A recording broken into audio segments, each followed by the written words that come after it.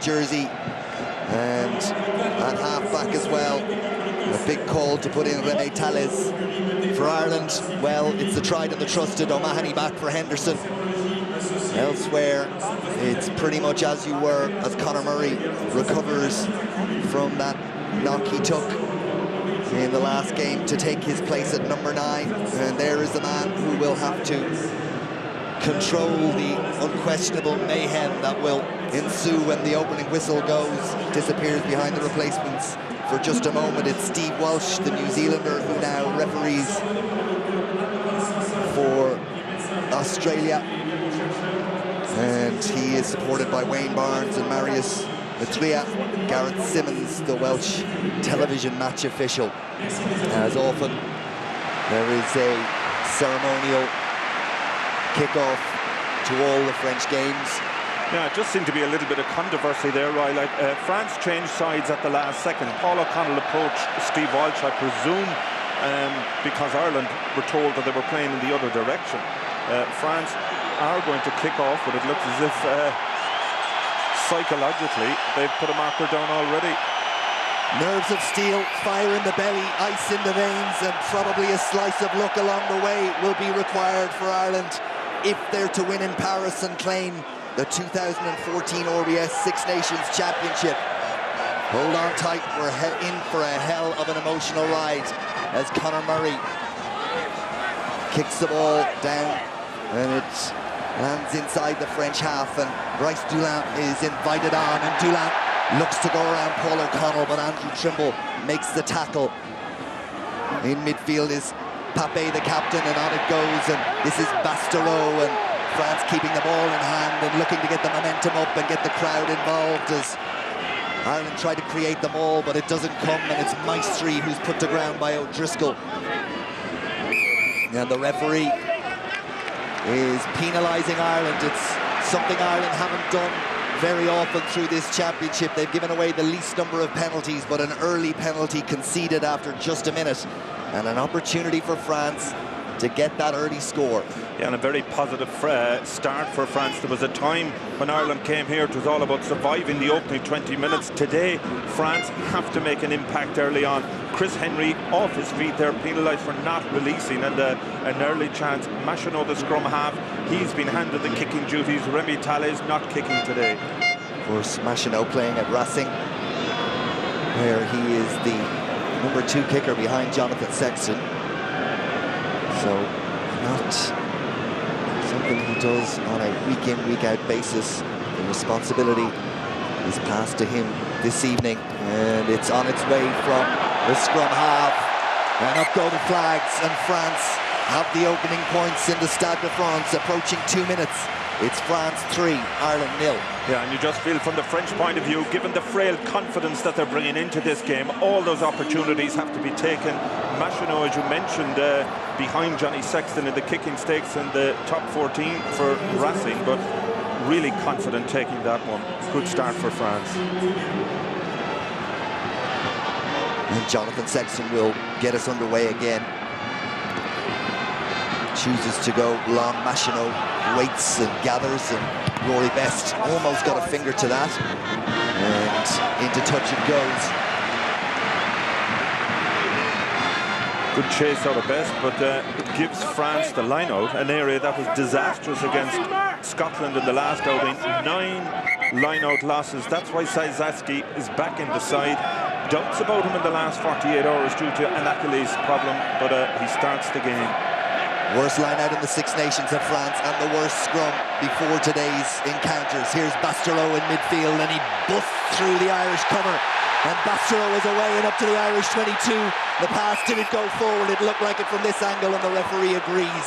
But a sign for a man who has not had an impact on this championship is up for what is in front of him today. Well, the worry coming into this game, with all the abuse the French got, there was definitely going to be a line drawn in the sand, and they're well up for this one. Bastereau just bursting up the middle of the field. If he'd managed to hold to pass definitely forward, but France, a big opportunity there.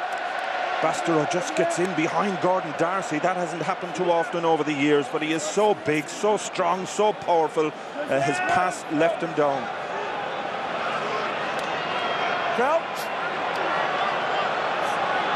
First line out of the afternoon is followed quickly by the first scrum. Ireland's scrum statistics outstanding through this championship, and thankfully they are able to continue that momentum in the opening effort this evening. Here's Jonathan Sexton. The bounce of the ball takes play just short of the halfway line. It'll be a put in to France. We always felt, Donald, that Ireland were going to just have to try and suck up this effort from France and from the crowd for the first 20 minutes and not get themselves too far behind and build from there. This was always going to happen. Yeah, no question about that, and I'm quite sure that Ireland discussed that, but I think they'll be thrilled. First scrum, really solid ball, good scrum for Ireland. And they've competed in that line out. Sarzeski misses his target and it's turned over. It's Murray for Heaslip, and Heaslip cuts back on the angle, fends off one or two, is eventually put to ground and presents the ball for Murray once more. France up very quickly, dare I say offside. Gordon Darcy takes it up the middle. Here's Sexton again, has Carney outside him. Both Carneys indeed, little kick in behind. And into the French half we go, but that will boost the confidence as Ireland get the first turnover of French ball from the line-out. Yeah, no question about that. Johnny Sexton putting the ball in behind, but just the pressure from Devon Toner in the line-out, that's what forced the turnover. And you can just imagine the French mindset. Picamol's back on the side. He's the one calling the lineouts today. Shuley did it in Murrayfield, worked out badly, but big pressure from Ireland. Sarzeski shortened line out and French ball, and it's there for Picamol wearing the number 6 shirt. He bounces off number 2. O'Mahony holds on at the feet, and Best goes in search of the ball. Machinot decides to go for the box kick, and Carney comes a long way. And where's the ball? It's there for France. Machinot to Bastereau. Ficou. Ficou is held onto by Sexton. Terrific talent, Gael Ficou announcing himself on the international scene with that try in the first weekend in the dying embers of the game against England. Machinot again. Tallez.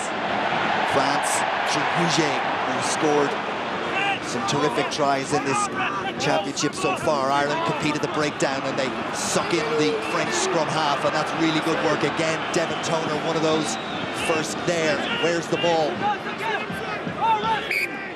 Referee awards the scrum to France.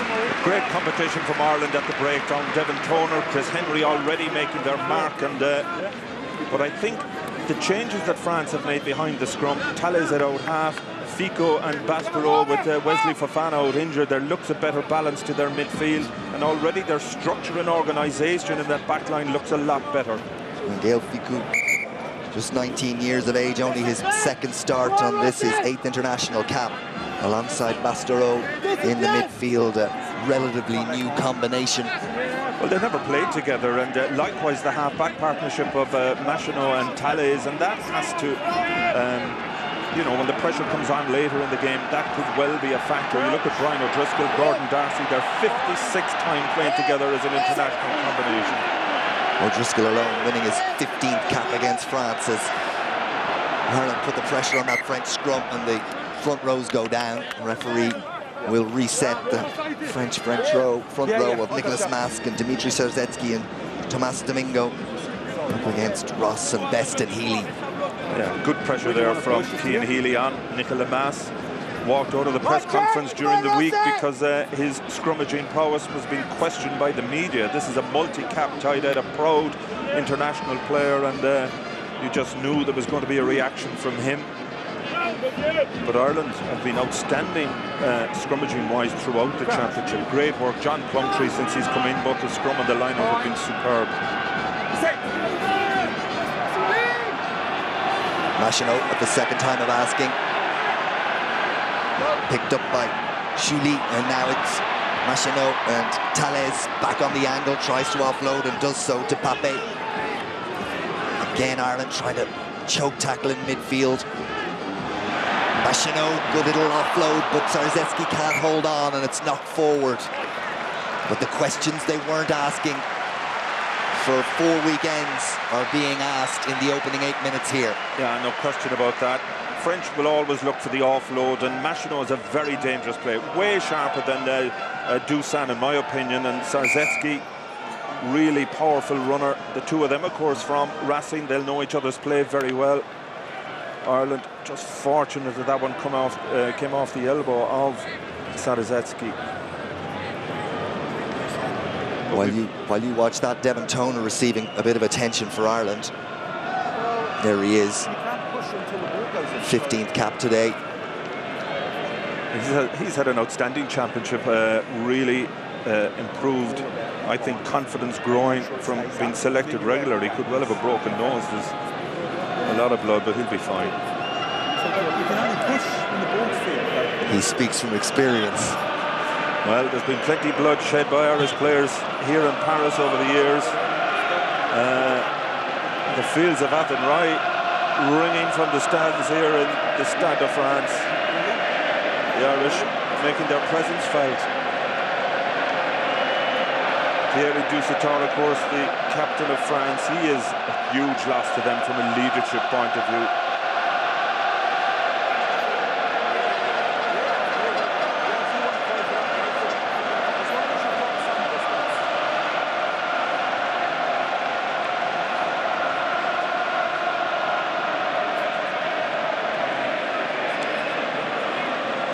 Toner still having the blood flow stemmed, but he's okay to continue.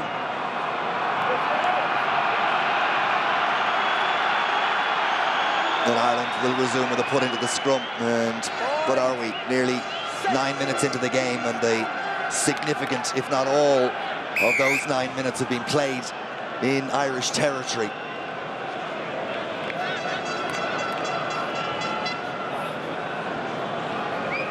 Here we go, boys.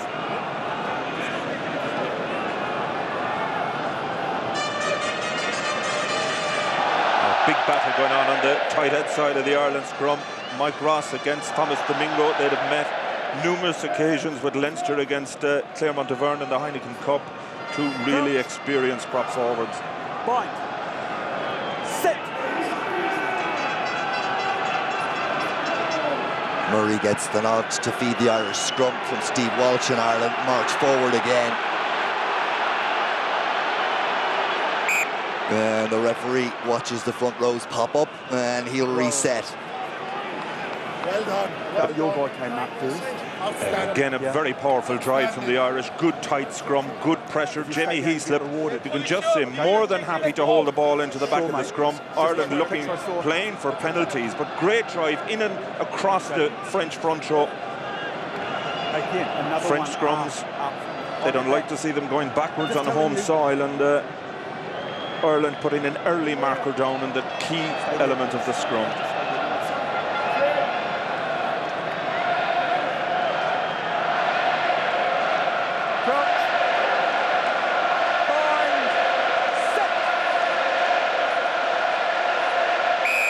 For the third time of asking, and then the referee blows his whistle and offer Ireland a penalty, and it's against Domingo. Crowd don't like it. They don't like anything that goes against them in Paris. Well, they have such pride in their scrum over here, and incredibly, France have the worst scrum in the championship. 69% success ratio. That's unheard of, but outstanding pressure there from Mike Ross on Domingo, forcing Walsh to make the decision in the end. Worth having a quick word on the conditions. About 10 or 12 degrees, beautiful evening in Paris, but there is a wind up high in this stadium and is behind the French back, so when the ball is kicked high by Sexton or Tallez or Machinot in terms of kicking for the line, it may be having an effect. It's suggested so after that kick from Jonathan Sexton. It probably didn't go as long as you would expect it to. Here's Heaslip. Sexton back inside. Dave Carney, clean line break. Second wave get to him, but again Carney gets another couple of yards. Sexton back inside. Healy, big hit on Jonathan Sexton from Bastereau, and it's turnover ball as it went forward, and here is Bastereau. But good signs from Ireland. Advantage now over, says the referee. France march up towards their own 10-metre line. Ireland go in search of the ball, but it's there for Tallez after Machinot's decent pass, and it's a high one for Rob Carney to come and claim. Terrific work by the Irish fullback. Wonderful skills. Darcy thought about the pass, decided correctly not to do it because France were coming up quickly on the outside and it was open to interception. Here's Sexton again, and O'Mahony. He'll love this kind of game, Peter O'Mahony. O'Connell at pace and at an angle. Terrific from the Munster and Ireland man. Trimble. Ireland beginning to put down a bit of a physical marker themselves. Toner plucks it out of the air, but he's met by two, including Maestri.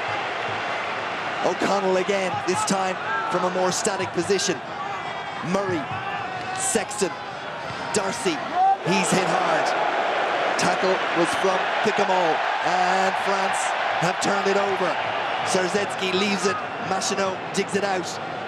Huget calls for the kick, but it's poorly executed by the scrum half. Dave Carney tries to run his way out of trouble, but Machinot gets to him. Ireland retreat quickly, but they are penalised. He was held in the tackle. And the penalty goes to France. Well, that's the one thing you can't do against France, is give them easy targets to tackle. Ireland in control here, just a pop from Johnny Sexton alive, but Dave Carney finds himself isolated, and here's the turnover. Picamol's, what a strong ball carrier he is, and France, the intent is there, you could see it in the faces. This is Carney just getting himself isolated, no support. France in superb tackle from Machinot. He had to release, he didn't do so. And no, second chance for Machinot to register another 3 points. Nicholas Mass receives the attention. Mike Ross looks on, and that's what faces Maxime Machinot, 25 years of age. 16th international cap. This for a 6-point lead for France.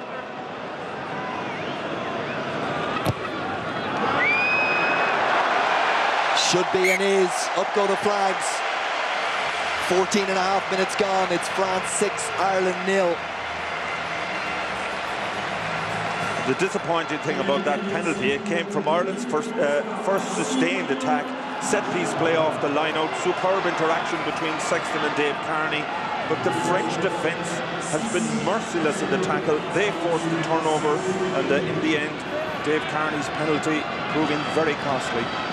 This time Sexton sends one up to compete, and O'Connell. That's a catch they would have been proud of in Croke Park. Sexton looks to take advantage. Little dink through suggestions from the Irish crowd, and he was hit late, but it looked like the tackle was committed to. One way or the other, Ireland find themselves deep inside the French 22, albeit the French put into the line out. Yeah, but restarts or no, they're another set piece in the game. That one excellently executed. Johnny Sexton just over the 10-metre line. Paul O'Connell was always the intended target. Great win by him. Pressure on Sarzetsky. O'Connell goes up, but France do enough. In fact, they do better than that, because France were not on the ground with the ball when O'Connell came across. Can't do that, and the penalty to relieve the pressure. Yeah, good pressure from Paul O'Connell in the air, but you can't touch the opposing jumper in the air. France quite happy to throw to the front of the lineup and just win the ball. And they don't find touch with that penalty, expertly kept in by Rob Carney, and Huget goes after him, but Carney manages to get around. And back to the safety of his pack, and it's set up for Conor Murray, and Trimble finds himself as the first receiver and looked for the offload, not controlled. Referee said didn't go forward, so the ball is still there for Ireland. O'Connell and Toner line up behind Dave Carney. O'Connell plays scrum half. Heaslip makes the call, and France tackle him in midfield. Ireland commit just a few, and O'Connell digs it out. Not particularly pretty, but enough for Sexton to release the kick, and Darcy goes in chase, decides to wait for the fullback Bryce Dulin to come to ground before committing to the tackle.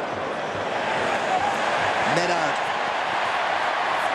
France looking out wide to find a way round Ireland, and they bring play inside the Irish half. Onto it quickly comes Lapandri, and now it's quick ball for Machinot. And here's Ficou. Picamol at pace. Terrific power from the French blind side. Machino looks for it, screams at the referee for a penalty, offloads it to Nicholas Mass. The tackle comes in from Chris Henry, but back inside Irish territory once more as Bastereau finds Szarzecki, and the tackle comes in, and the referee's coming back.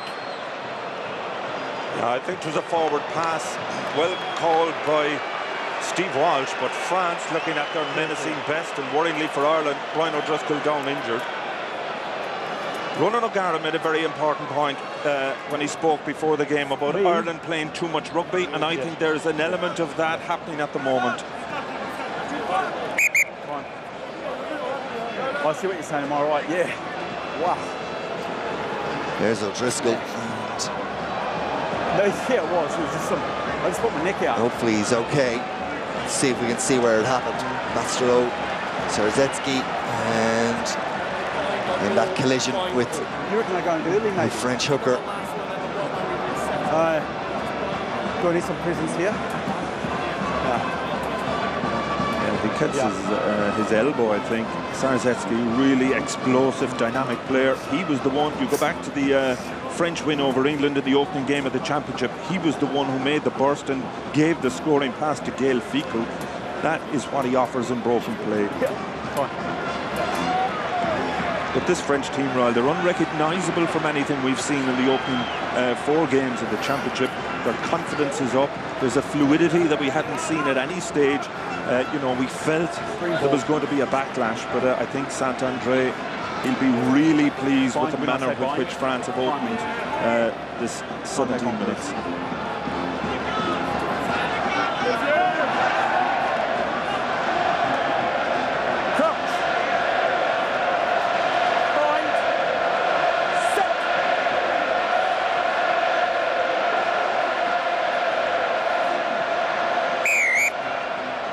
Referee sort of nods the head at the number 8s and says, what do you want me to do about it? What's happened on that side? I'm not sure. Well, we've already had a number of resets.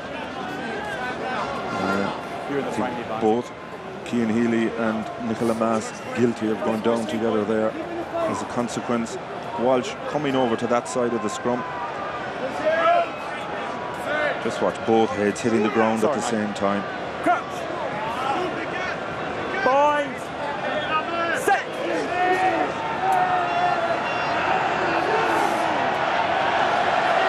France try to get a squeeze on the Irish scrum, but they aren't able to, and the referee penalises that French front row once more. Out and to floor.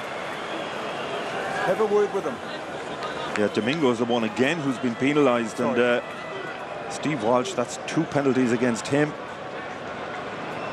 Ireland just need to try and establish a bit of territory now in that French half. They've had little or no time there so far.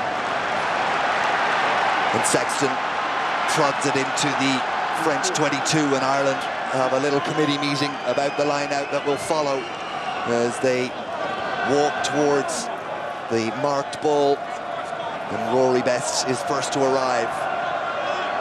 This is where Ireland are at their most dangerous. Opposition 22, 9 of their 13 tries have come from inside that 22.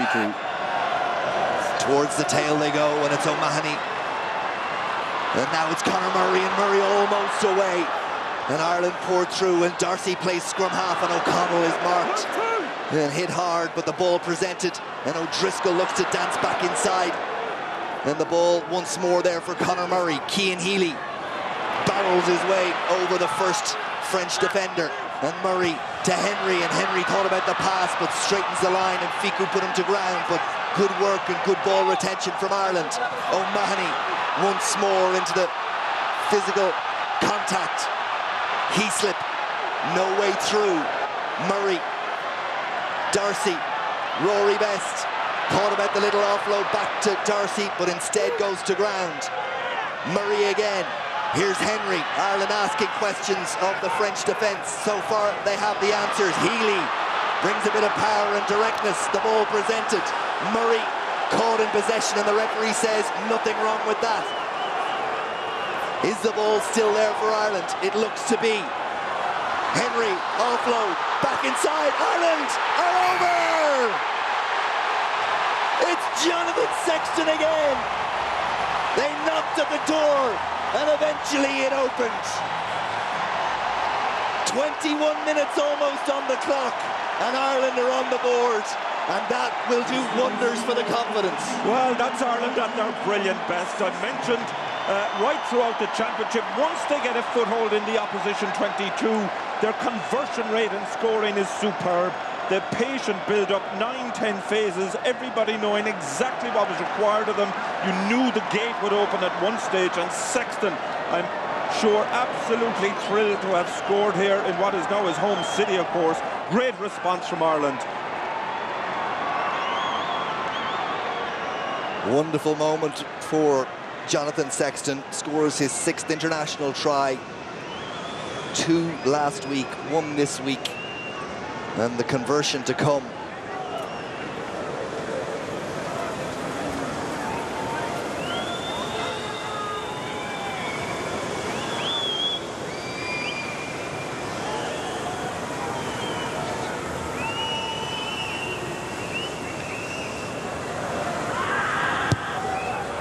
Sexton, a rare mistake from the radar, and it goes to the right and wide, and on an evening like this, well, every one of those you feel might count, but there's 5 on the board. Yeah, totally uncharacteristic for Sexton to miss that one, but that straight off the training paddock, starting with a line-out, superb ball off the top from O'Mahony. Ireland keeping their patience, going through those phases, super try. Heaslip calls for it and claims it. We're into the 2nd quarter of the game. Murray sends one that Trimble called for, and Trimble off in chase, and Andrew Trimble competes against Bickhamall, but the ball is back on the French side, and they're again almost away down that narrower of the sides, and eventually there's a couple of bodies thrown in and a little bit of afters, but they're going to sort themselves out. But every time this guy, Bryce Doolan, gets in possession, his counter-attacking outstanding right. It's been a feature of the championship. Always looks to run. Great feet. Stands up, Cian Healy there, and Mike Ross helping out his buddy, throwing him into touch. Nothing of any consequence there.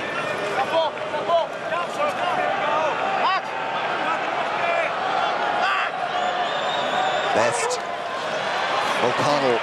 Ball secured for Ireland. Now they go to the maul, and it'll be interesting to see if they can pick up where they've left off in most games, with an impressive driving maul, and it's lumbering rather than moving at any great rate. So the kick is taken on by Conor Murray, and France, as they have on a number of the box kicks, claim possession. Machinot. Bastereau in midfield, first receiver. Ireland hold on hard on the ground. It was O'Connell.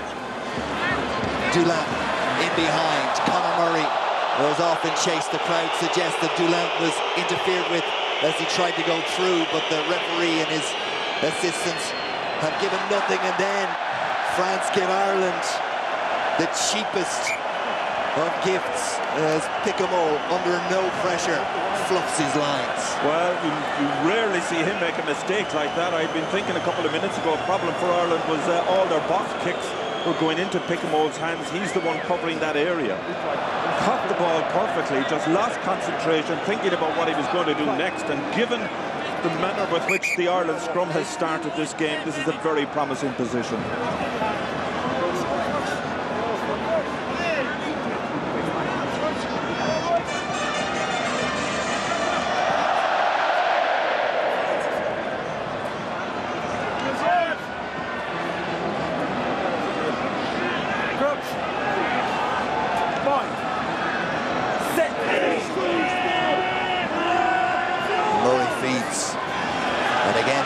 To get the nudge, but Ireland clear the ball quickly. It's with Sexton and O'Driscoll, and Brian O'Driscoll breaks that gain line, and the numbers are there to support, and Murray sees a little gap, and Conor Murray's away, and Murray back inside, and it's Trimble. Oh, wonderful, wonderful try for Ireland.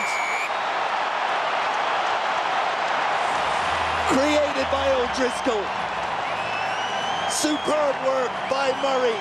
And Andrew Trimble is in, and Ireland have their second try in 4 minutes. What about that, Donal Lenihan? And again, it comes from set play. O'Driscoll, what a genius. He was the one who set it up. A great support line from Andrew Trimble coming in off the left wing. Conor Murray sensed the space in behind, beats the first line of defence, knew the support was on the inside.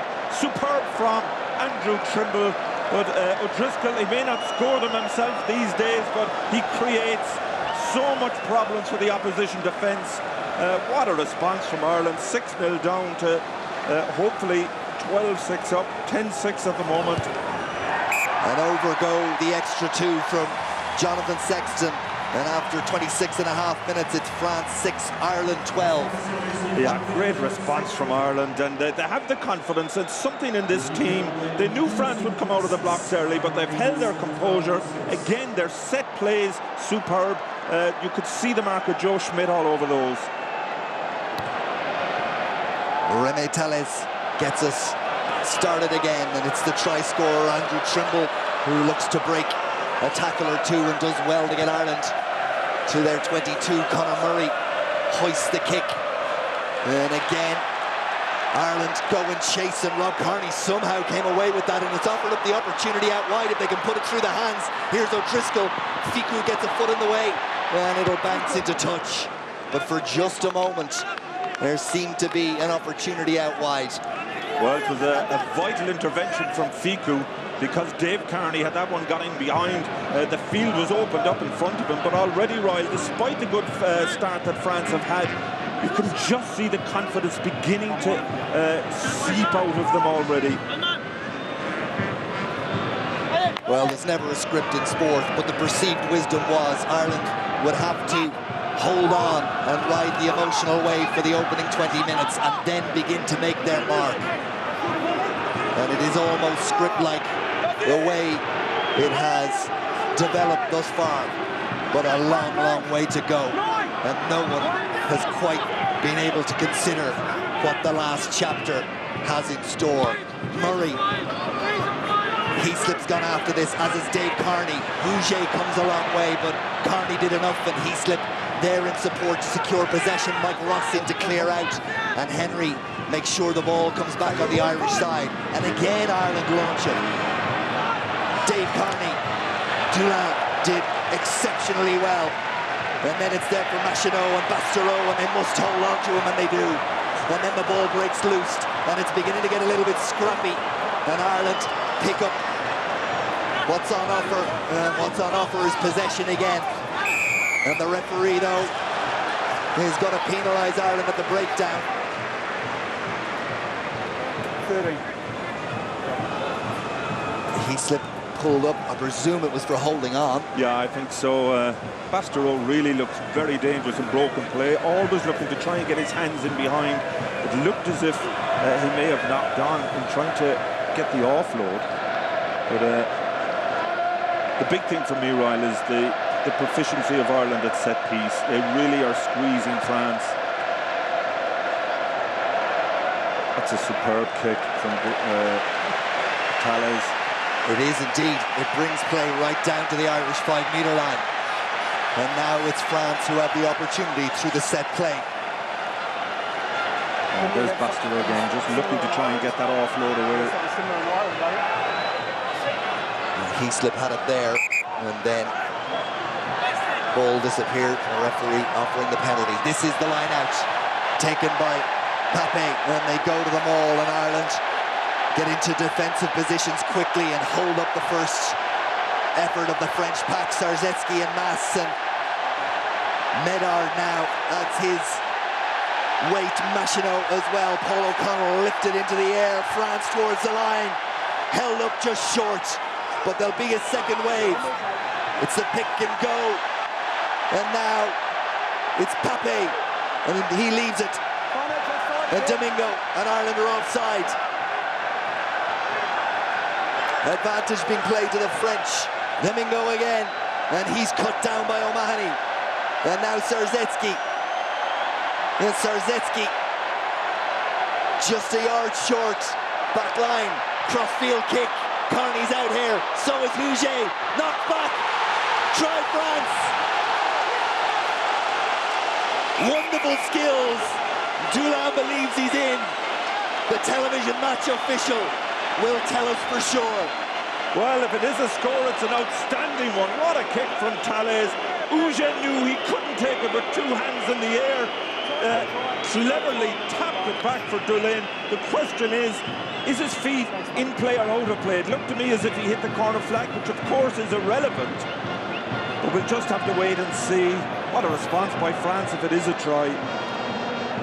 What quick thinking from Auger in the air. Well, there's the crossfield kick. Well, it looks like he was in the air.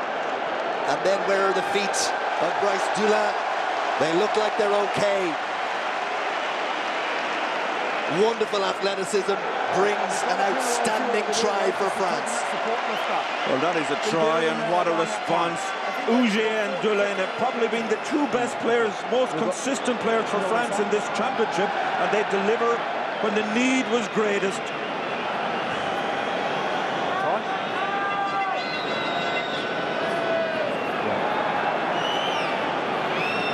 Steve Walsh thinks it's a try.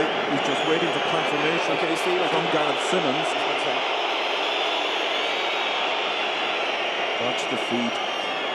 Okay, that's all the angles. Steve, can you hear me? Yes, I can hear you, mate. You may award the try. Thank you. Try given.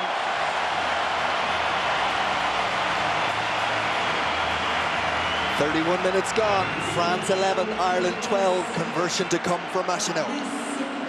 Well, they've showed character, France, conceding those two tries in a few minutes, but they've come back.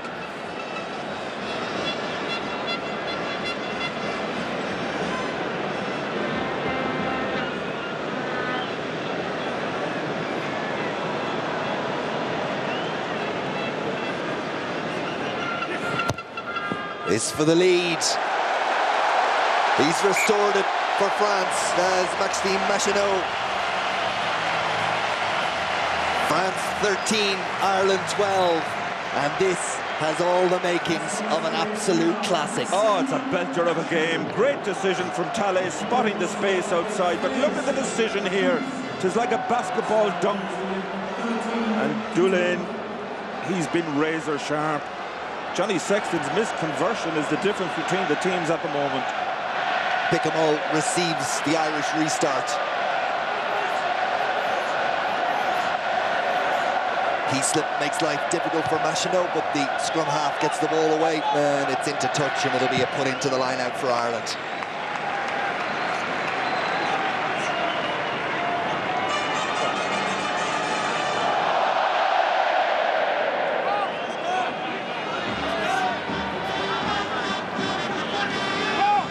Ireland's line out impeccable so far. 4 from 4, 1 steal on the French throw, 1 line out maul.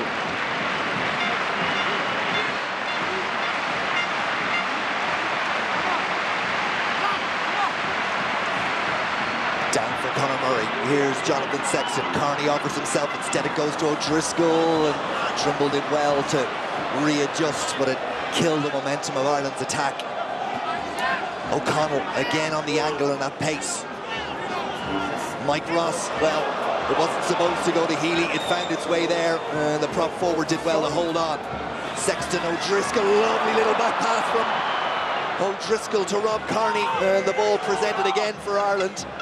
Paul O'Connell, toner in, ball needs to be protected, and it is.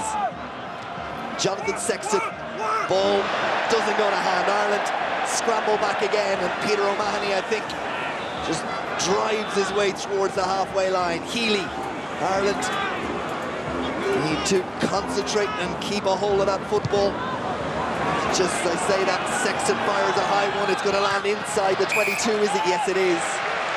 And the mark is called. Not the best kick of the evening. No, the Irish chasers, no chance to put pressure on Dulin, and he may be small in stature, but superb under the high ball. But again, we saw evidence from Brian O'Driscoll. Is there a better passer for somebody who doesn't look where he's passing? His precision is just unbelievable.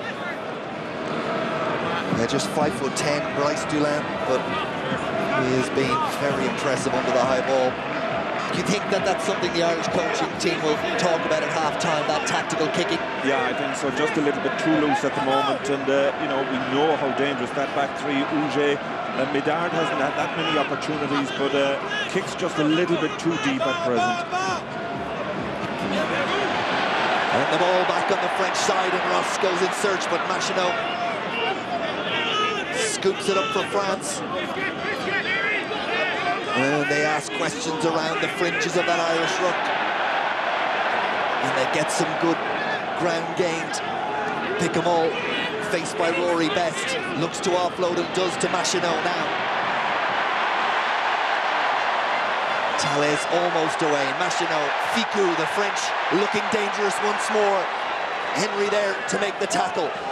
Ball presented for France. They're down to 14. One of their players injured and not in the game as Lapandry heads France into the Irish 22. Zarzetsky doesn't look like he's carrying an injury at all as Ireland go in search of the ball. Compete, but don't win. Drop it, goal. Thalès, right and wide. And Ireland will feel mighty relieved. Yeah, Thalès has been outstanding, and you know, you can see why the French public have been screaming for this guy to start. I think it's is it Nicolas Mas, or it's one of the props anyway. I think it's Mas because Slamini was warming up. He's standing on the bench. He's normally a tight head. Yeah, it is Mas. And unfortunately, they're calling for the stretcher. Well, he took a bang to his ribs earlier on. It seems to be his elbow now. And given the week he had, he will really hate to go off in this one. The likes of Picamoles has been, he's been inspired. I know he had that one drop pass. You just see Picamoles going up to Mas. The elder statesmen in this French side, I think the ones who are taking responsibility today. Look at that clean out from Picamole. Jimmy, he slipped right into the rib cage. It's Lepandre actually. And France, their work rate at the breakdown far better than at any stage in the championship. They really are committing numbers, recycling the ball far quicker than they have. And Mas gets a huge reception here from the crowd. Rabat Slimani comes in the front row to win his 7th international cap. Was sent off in the game against Italy in the earlier stages of this competition, but restored to the French bench, and now in place of Nicolas Mas as Huget gathers the ball for France, and Ireland get there to try and make the choke tackle and turn it into a maul, and they seem to have succeeded. Is it coming? Well, referees prepared to let the fight continue, and eventually it's interesting, the interpretation. Some referees make that decision on the maul within 2 to 3 seconds. Steve Walsh, from the evidence of the first half, is prepared to let it develop just that little bit longer before he actually calls it a maul. Yeah, you could see that France were doing everything in their power to try and drag it down, bring it to ground, turn it into a ruck, and had that been the case, they would have the put into the scrum, but Ireland really have perfected this choke tackle. It doesn't matter whether it's a back or a forward is the first in. They always look to smother the ball. Rory Best fighting tooth and nail to keep that French player off the ground. And Slimani, first scrum in. One of the younger brigade coming through the French system. Highly rated. We'll get a stern test now. Ireland hold firm in the scrum. Heaslip pops it off to Darcy. Murray round the back. Sexton. Dave Carney. A ball back inside. It was a forward pass as the referee, so advantage to France, and it's broken play. Then the French come streaming through, and O'Driscoll just belts it into touch and away to safety.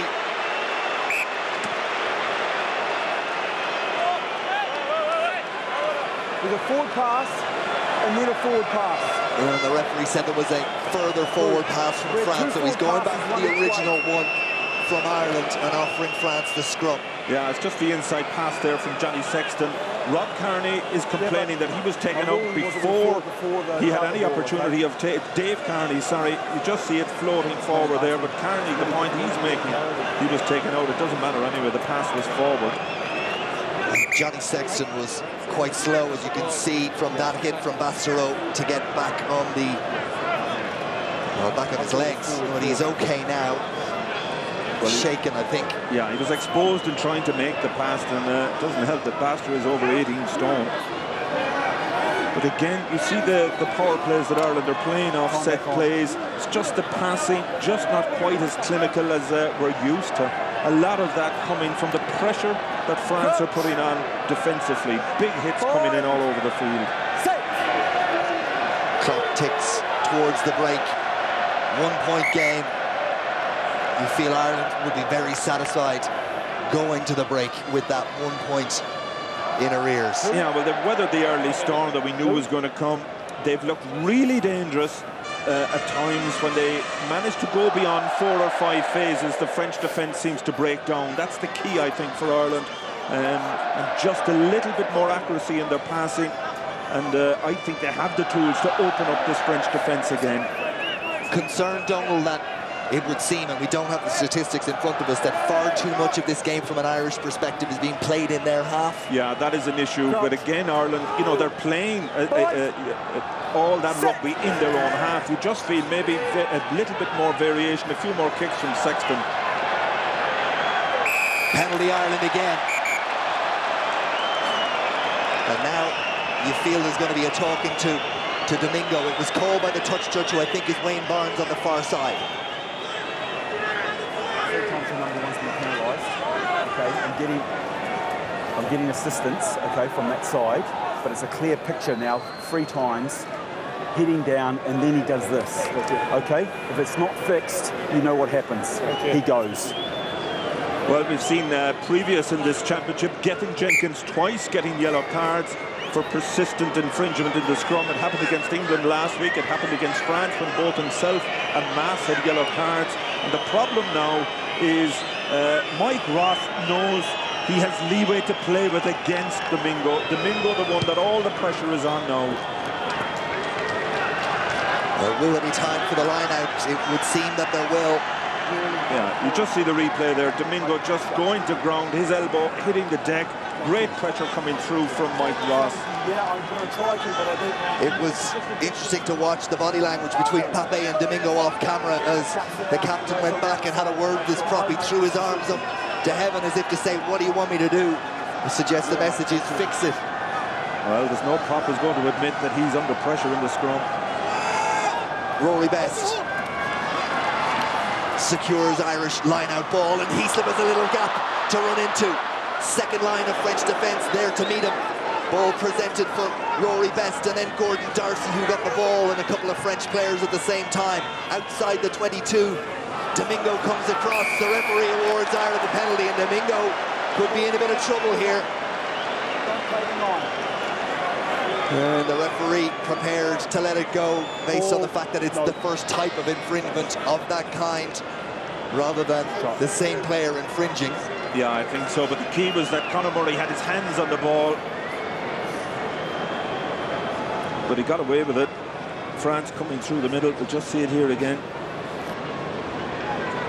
Yeah, but is he coming in from the side? I think in from the side was what the referee said. Yeah, that's the issue. Really, Domingo Sant-André, look at the reaction from him. Well, you can understand on the evidence of that camera angle why he'd be pretty annoyed. And what it has done is given Ireland the opportunity to go to the break with a lead. An early conversion miss from Jonathan Sexton. But a chance to give Ireland a 2-point lead at half-time in Paris.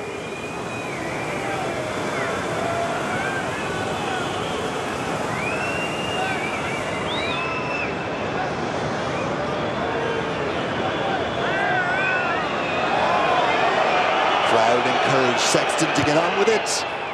He does, but he doesn't make the kick, and he's hopping mad. And the crowd jeer and cheer. And Sexton takes a moment to look at the ground and eventually run towards the changing room. How costly will that be? We will see. You can't take your eyes off this one. It's France 13, Ireland 12.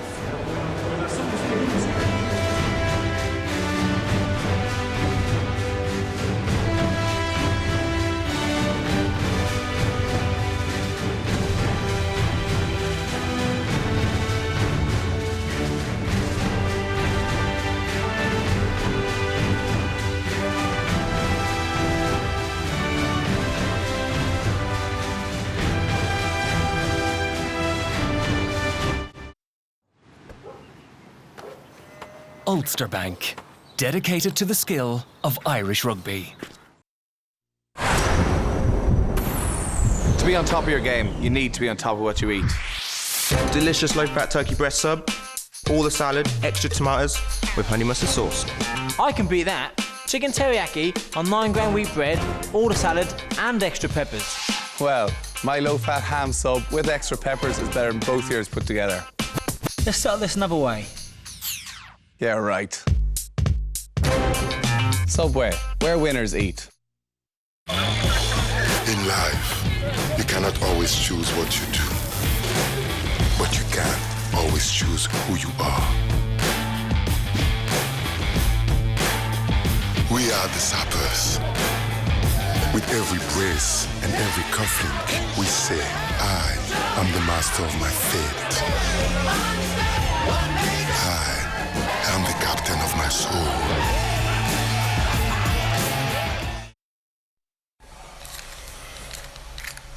When you're not hydrated, your brain's not at 100%.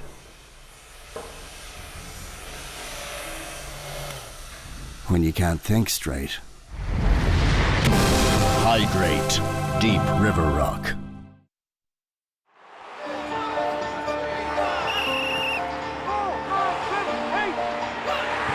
It's time to set the record straight. Betdaq charge new customers a maximum of 3% commission versus 5% at Betfair. That means more for you. So ask yourself, which sports betting exchange really gives you value? Betdaq, the sports betting exchange. Value you can bet on. This is Horizon, where one clever box lets you do extraordinary things. Like recording 4 of your favourite programmes while you watch a 5th. It transforms any screen into a TV screen. It even suggests exciting new programmes you might like. And includes 21 amazing HD channels. Horizon, the most extraordinary TV ever, delivered by UPC's Fibre Power Network. Now in a bundle with 120 meg unlimited broadband.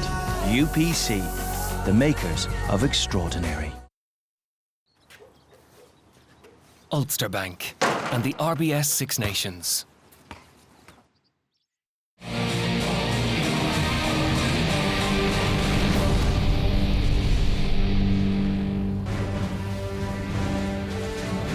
Magnificent game of rugby football, a single point separating the sides. Perhaps memories of Johnny Sexton against New Zealand with the miss equivalent to this. It looked pretty easy, and of course he has missed this, and he has also missed a conversion, George Hoop. I think golfers will understand what he's going through. These are the equivalent of 2-foot putts. They eat into your system. Okay, first try, back to our man Sexton. Brilliant Irish work and made it in their own time. Well, what was so impressive, having gone 6-0 down, is that we got territory, we held the ball, and we started making yards very easily. The pack were coming around the corner. We didn't do too many offloads until this final offload, but it was the way we actually gained the territory. And, you talked about those couple of kicks, really good. Chris Henry has an outstanding championship on the first offload that Johnny Sexton sees and accelerates through. Shame he didn't get the conversion, but you see the dexterity from behind of Chris Henry just flipping the ball out of the back of his hand. Really good skill. And after Ireland had really taken a lot from France in that first 20 minutes, suddenly we had a kick to go 7-6 up. Remarkably, within 5 minutes, Ireland have another try. Trimble, created by Conor Murray and O'Driscoll. The stats as Donald was talking about, every time Ireland get into a position, they take advantage and they score the try. And I think it's O'Driscoll that gets over the gain line first. First time they've really pumps the leg. But it's Conor Murray's try, really. Look, he is a peace of mind to break in, and Trimble is on his inside trailing very well. But it's O'Driscoll over the game line, but it's Murray's try in a sense. Look at that lovely weaving run. Trimble on his shoulder like all good trailing wings. We see here takes 2 of the tacklers out, offloads to Trimble, who's also had a great tournament, I'd have to say, and two times into the French 22-2. 5 minutes later, France come back, and how dangerous are cross kicks? Yeah, well, I mean, France the morale has to be high here. They've taken 2 body blows, and then they come back with this vision as well as ability. Dolan finished it off, but it's really about that. I mean, that is inch perfect, and it's not back for Dolan.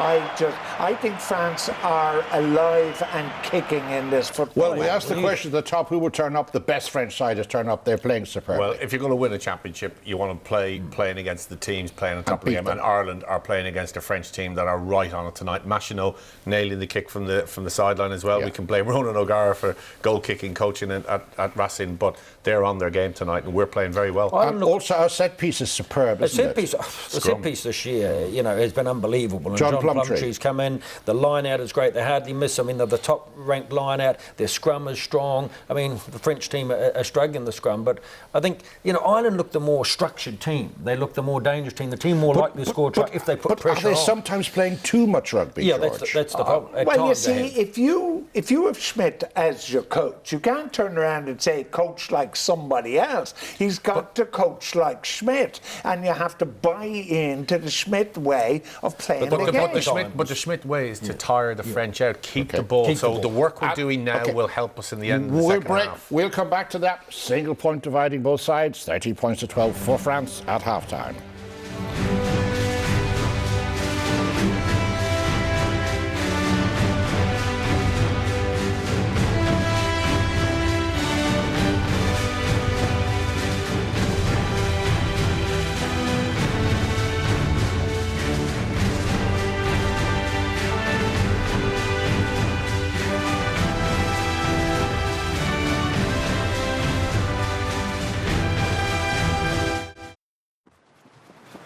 Ulster Bank, dedicated to the strength of Irish rugby.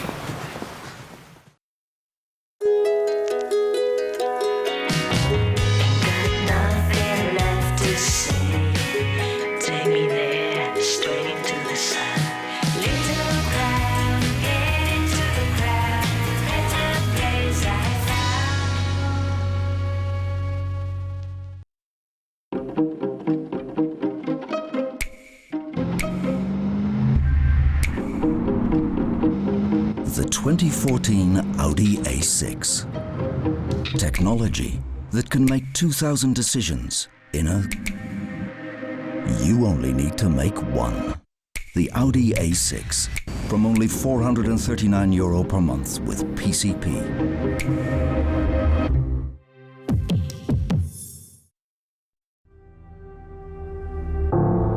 We lost Upper Church in Tipperary town. When I saw it going over the bar, I can still feel the sensation of my heart sinking. You've all the demons run into your head then from there. There's still a roar around you, but nothing will beat the feeling of it all being taken away from you just in the final whistle. Look, the AIB Club All Ireland is still the one I dream about.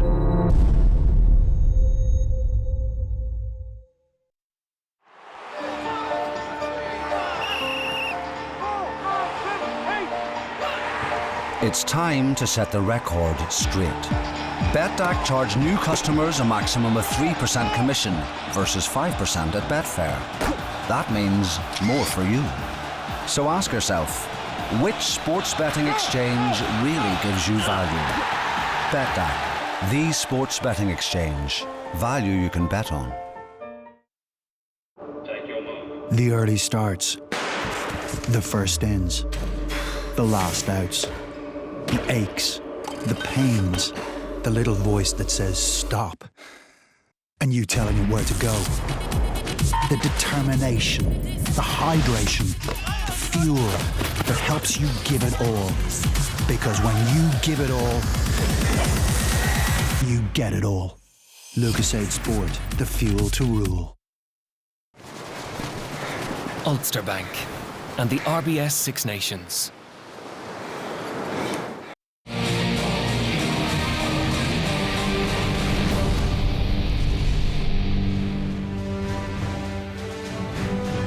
Now, interestingly, the French are coming out 2 minutes early. And Conor, you spotted something when they were coming out against Wales. What are you looking for here? Just are they together or not? Popey did a bit about body language, and the boys watching the match live will be able to tell us: are they organised? Are they together? Is there a ball? Is there someone taking control of what's out there? Or are they just doing their own thing? Such is the intensity of this match, Brent Pope. that the bench is going to be hugely important. Yeah, and France have 6 forwards. Although it's on the possibly bench. not as important as it has been another. I think there'll be a reluctance. I think, you know, there'll be reluctance by both coaches to unload the bench, because I think in this sort of cauldron, Irish's bench is very inexperienced. Yes, they have some game breakers there, Crone and McGrath, these guys can come on, Redden especially if we want to speed the game up, but it's inexperienced. Whereas France, yeah, they've got Debati to come on, Mermoz. Other than that, they haven't got a great bench. But Joe Schmidt has always trusted his bench. Yeah. That's the way he is. So I mean, I don't think you. I don't think he'll make the change as early as. No, I think you're feeling confident, George, about an Irish win, aren't you? What I think is that being a point behind at half-time, Ireland are likely to be a good second-half team. I wouldn't go further than that. We can't wait for it. Ryle Nugent and Donald Lanahan, it's all yours. Thank you very much, Tom. There's another change on the French side, and not surprisingly, they've called ashore Thomas Domingo from the front row, and in his place comes this sizable frame of Vincent Debati at 6'3" and 19 stone. But that was to avoid a yellow card in the view of Donald Lenihan. Yeah, no question about it. Domingo has just got on the wrong side of the referee, gave away a silly penalty then before half-time. Philippe Saint-André, no option but to make the change. Debate, a huge man, big ball carrier, not a great scrummager, so it might aid Ireland from that point of view. To answer Connor's point in the studio, yeah, France came out early, but they warmed up together. There's a steelness about them. Machineau, to me, seems to almost have adopted the leadership role. He's the one pulling them in together, and of course he's been outstanding in this opening half. So often being the case that the French number 9 becomes the Petit General, as they call him here. Ireland get us underway at the start of the second half. 40 minutes to decide the destination of the RBS Six Nations crown for 2014. Machineau with the kick. Rob Kearney watches it, and it finds its way to touch, and that's another very good kick from the French scrum half. Yeah, Machineau's had an outstanding game, as I said. I couldn't understand how he wasn't being selected ahead of Jean-Marc Doussan in the opening 3 games. And his partnership, even though, as I mentioned, they'd never played together, himself and Remy Tallez at out half. They've really performed seamlessly in this opening half. Rory Best and the Irish line-out.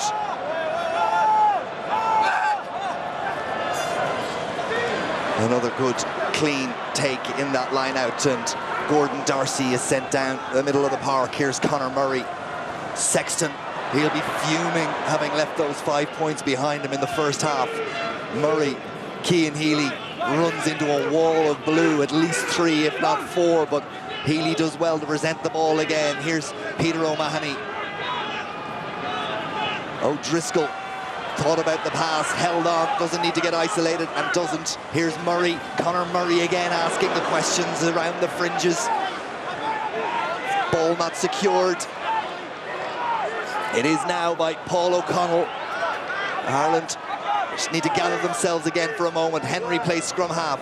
Little chip and chase from Jonathan Sexton, but watched all the way by Ficou, who pushes him off. And then Sexton appeals to the referee that he was impeded on his way through, but Steve Walsh not interested. Crossfield kick, and Ireland will have to come across quickly, because this might just drop into French hands, and it has. And away goes Medard, a little kick over the top, and Rob Kearney's back there, and Medard, well, Kearney did so well to duck out of the tackle, but the opportunity isn't dead for France just yet. Dulin for Picamol. Kearney slow to get to his feet. France play on. Tallez, Sarzetsky, Ficou, out wide is Choulet into the Irish 22. France at 100 miles an hour, not the control in that pass, but offloaded nonetheless to Lapandri.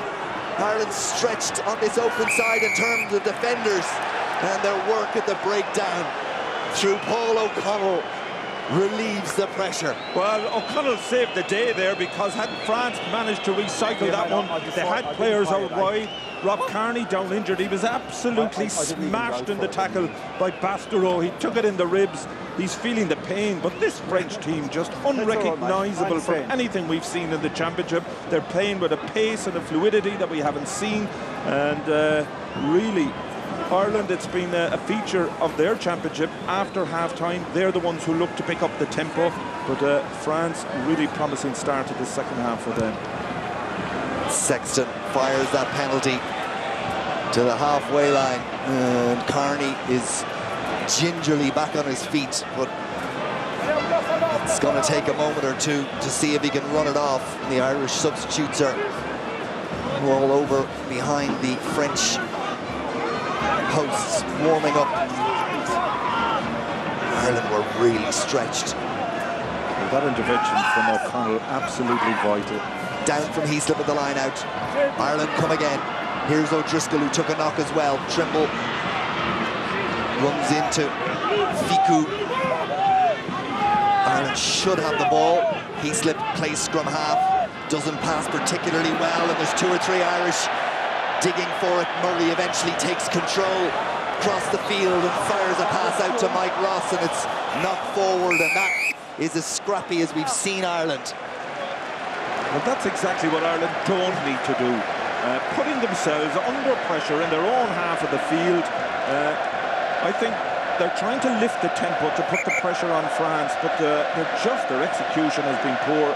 Mike Ross not noticed for his play in broken play. Conor Murray having to go backwards to rescue the situation. He sees plenty of green jerseys outside, but Mike Ross just fails to hold the pass. And, you know, that's playing into the French hands. Peter O'Mahony just replacing a boot. Well, I think there's no harm to take the sting out of France here anyway. Give Ireland a chance to regroup. Rob Kearney still doesn't look overly comfortable down there. He was totally exposed when that hit came in from Bastereau. Just looking at the quality of Ireland's line-out ball there. France, many occasions, choosing not to compete in the air. Keep their resources on deck and try and stem. Obviously worried about Ireland's maul, which they've only launched on 1 or 2 occasions. So, scrum time, and Debati and Slimani, the props from the bench for France. Ireland continue with Healy and Ross, let's see. And they put the screw on the French scrum, they can, but the ball is retained by Tallez, and then Bastereau comes bursting forward again. And Ireland hold on, Machino. And again, it's just bodies thrown at each other. And the ball is there for France. And into the 22 they go, and France not held on to according to the referee. He's let that go, and they get another 10 or 12 metres. The ball doesn't go to hand, but it is kicked through, and Carney stoops for it and somehow comes away for it and fires it downfield now. Ireland can chase because France had men up in an attacking position, and that's a good relieving kick from Rob Kearney. But worrying signs in the opening 5 minutes of this second half. Yeah, Bastereau, the go-to man for France all the time. He's the one carrying them over the advantage line. Picamole's not held in the tackle here and entitled to get up and go again. He's another who's had an outstanding game, but Rob Kearney, vital intervention from him. Poor pass from the French. Kearney in the right place at the right time, making the right decision. It could have worked out for France, even though it didn't go to hand. The little kick through was a nice variation considering the circumstances. Here is Talley, and now Ficou, and he holds on, and Sexton and Henry combine to put him to ground, but not before Gaël Ficou makes significant yardage, and France, through Pape, continue the physical onslaught. No, that's fine.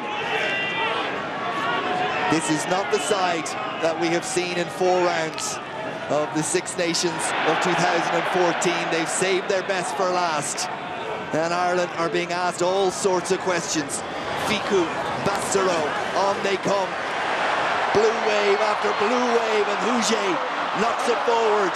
And Kearney is yet again the man to profit from the French mistake. Healy looks to bust a way through, and now it's Ireland's turn to ask the questions physically. Darcy, Trimble, little bit of space. Andrew Trimble, he's away. O'Driscoll's on his shoulder. Trimble, O'Driscoll, 1 for the books for Brian O'Driscoll, just held up short. O'Connell on his shoulder. Ireland poured through. France slow to get back. Murray, Sexton. Oh, yes!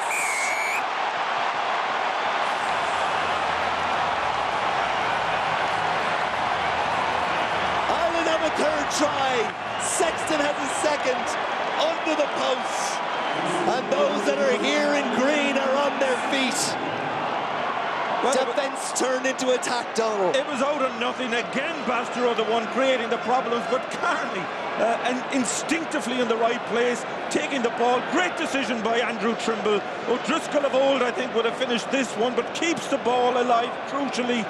Midar doing really well to get back. But look at Paul O'Connell up in support, keeps the ball alive. It was a numbers game then. France not filling the field. Johnny Sexton, his second try. Great decision here, Trimble sucking in the defenders. And Brian O'Driscoll, as I mentioned earlier, he doesn't score too many now, but vitally in the right position, keeps the ball alive. Oh, just about. Over it goes from Jonathan Sexton. Well, he's having a masterclass with the ball in hand in terms of try scoring, but even that kick straight in front of the post, the trajectory very low. It could have hit the crossbar.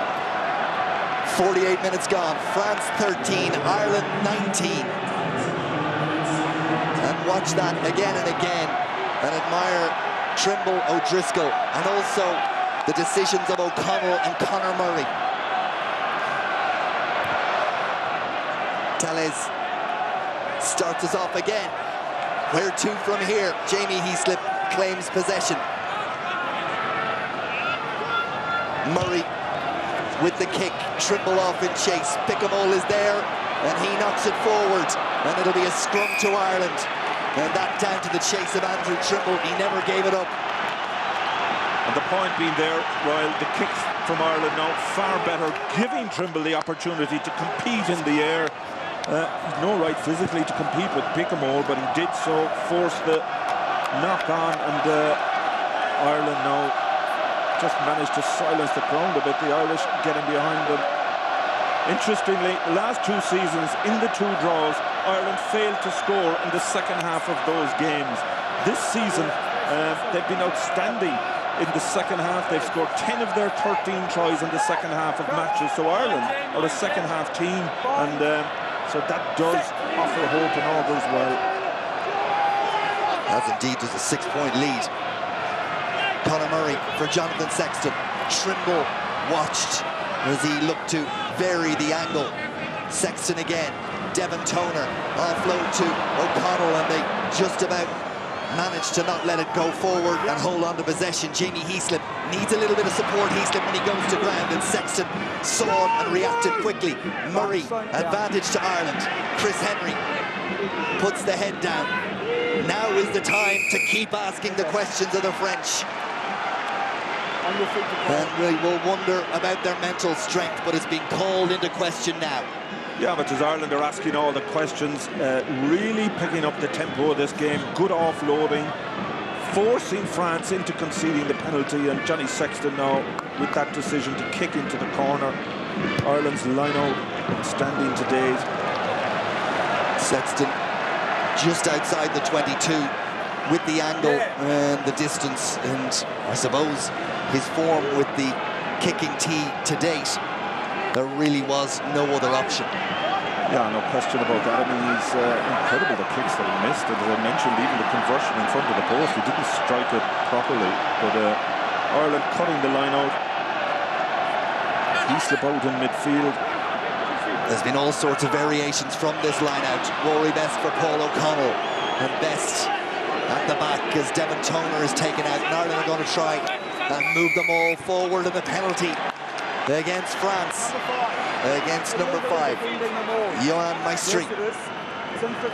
And all that coming because France, they're so conscious of not allowing Ireland to get their line-out maul going. They're not competing in the air. They're waiting till the Irish player comes to ground and putting in the drive. Then you just see there, no French player in the air. Bang, in for the drive, but Jamie Heaslip was taken out without the ball, as France are going to make a change. Flanquer, second row forward, he's going to come in. Yeah, Alexander Flanquer, Stade Francais, big man as well, 6'9", 18.5 stone. He's stripped and ready to come in. But this is a very big moment for Jonathan Sexton.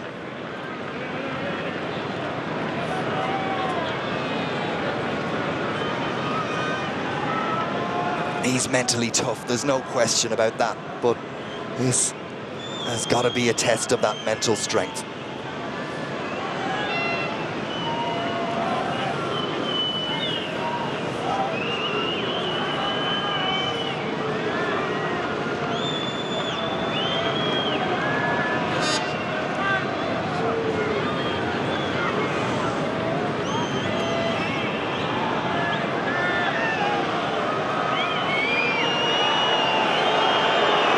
The whistles ring out once more.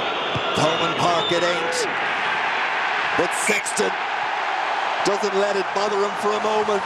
Normal service resumed. And Ireland have another 3.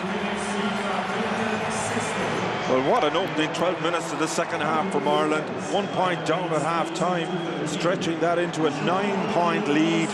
And the one thing with this French side, when they fall behind, you just wonder, will they have to fight to get back into the game? 22 points to 13, Ireland lead. Murray again sends it high, and this time it's Carney who chases it again. It's Pickable who comes, and it was knocked forward, although now it's the referee who puts out an arm. He took an age to do so. Gordon Darcy tried to kick for that corner, but it didn't come off. And Dulin happily accepts possession. Not a great kick. Trimble has plenty of time. He's just everywhere, Andrew Trimble. Then he bounces off the first tackle and then gets the offload to Sexton, and Sexton is put through and surely taken out. Will follow the ball.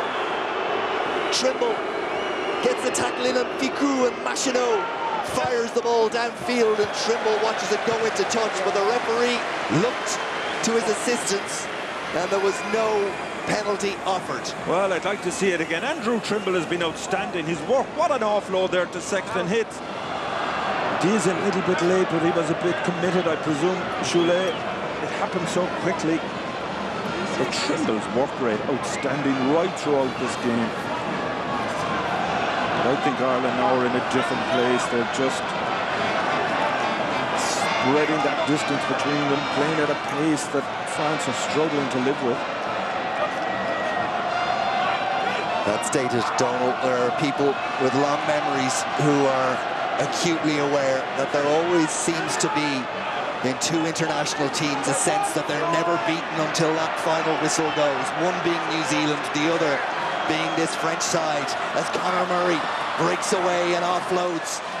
And Ireland, the confidence levels after a disappointing opening 4 minutes of this second half. The last 10 have been magnificent. Sexton stoops and picks it up and then goes cross-field where the 2 foragers in chief are Carney and Trimble, but it's well taken. Was it Rouget? It's Dulin again, and he's in trouble. It was Dulin, not Rouget. And Dulin in considerable pain. France have the ball. Tales, and they've got to go around the injured player, and the referee probably needed to blow up there, but away goes Medard, and France look for Bastereau, and the ball doesn't go to hand, and it's advantage to Ireland, and Rory Best pirouettes, not quite sure he knew where he was for a moment. Murray with the box kick. Now that's a terrific kick, because Medard is out of position, and back goes Medard with Carney chasing him down. And it's all going off here. Well, it's just a tight margins. Again, it looked as if Medard might get away. Inside pass to Bastereau. Couldn't hold it. And Dulin, you mentioned, brilliant take from him, but he paid for it. He got absolutely smashed just here. Carney and Trimble again competing in the air for those kicks. Measured kicks now, it has to be said, where in a period in the opening half they were just too deep. Absolutely spot on now. Just look at this, the pass, offload, Medard just behind Bastereau. Small margins. Dulin, a bit like Rob Carney, is going to be given a couple of minutes to see if he can run off that knock. And the fields of Athenry raise their voice again around the Stade de France. This one allowed to bounce by the Irish defenders. Eventually Conor Murray gets it to Jonathan Sexton, and he says to Trimble and Carney once more, follow that, and up goes Carney, and Dulin went once more to compete, and this time he knocks forward. And crucially, Ireland have the platform of a scrum on the French 10-metre line with a wide, narrow side and options from what has been their best set play throughout this championship, the scrum. Yeah, no question about that. But great thinking as well from Sexton. He knew that Dulane had taken a heavy knock. He's trying to run it off. So what does he do? Puts the ball up in the air again and gives him another dose, another hit from Trimble. And he is struggling. You know, he's been such an outstanding threat in the game so far. The French would hate to see him going off. Standard of fullback play when you consider Mike Brown and Dulin and Carney probably the most competitive position if you were picking your team of the championship. Heaslip for Conor Murray. Murray's little kick in behind. They're testing Dulin again, but he's equal to that task. And that's a good kick, really good kick from the fullback. He got every inch out of a poor angle, and it brings play back inside the Irish half. Yeah, great banana kick there from Dulin. Ireland just trying to force that French team on the retreat. Great kick. Look how close to the touchline he was, yet manages to make 50, 60 metres with the kick.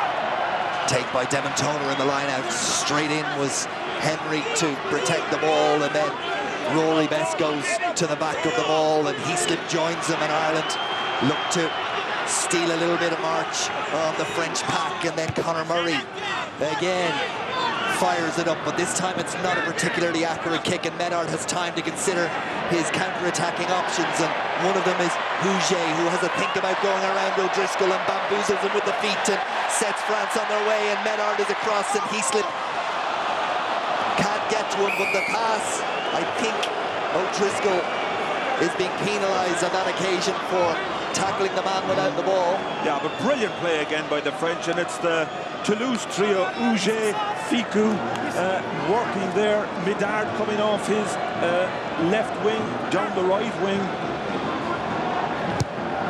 Just that flair you see so often in the Toulouse jersey. And Dulin fires it. O'Driscoll on that occasion just couldn't get to him, and then Medard, and then as the ball came back inside, that's where the penalty was given away. Might see it on this replay. Ficou hit by O'Driscoll before he had the ball. Yeah, that's what the penalty is for.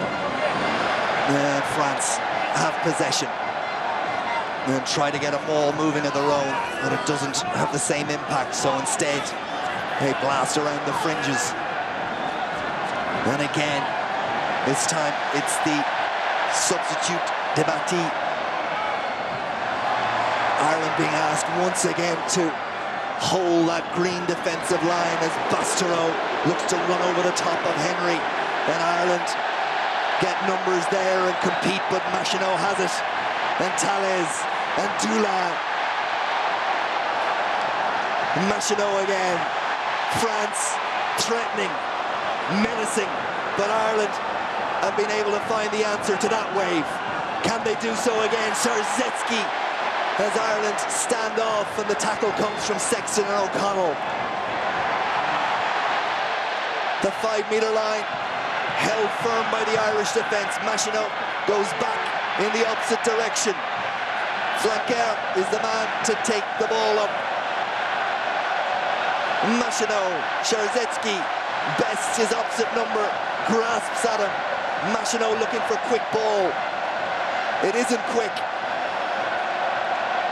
Still the opportunity is there. Chouli, 4 yards short, France now. Into the final quarter we go. They're trading punches. It's absolutely everything from all 30 on the pitch.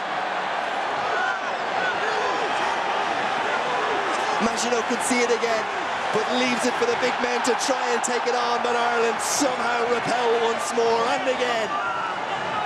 Machineau barks out the orders, and then Healy comes across, and he might be in a bit of trouble here.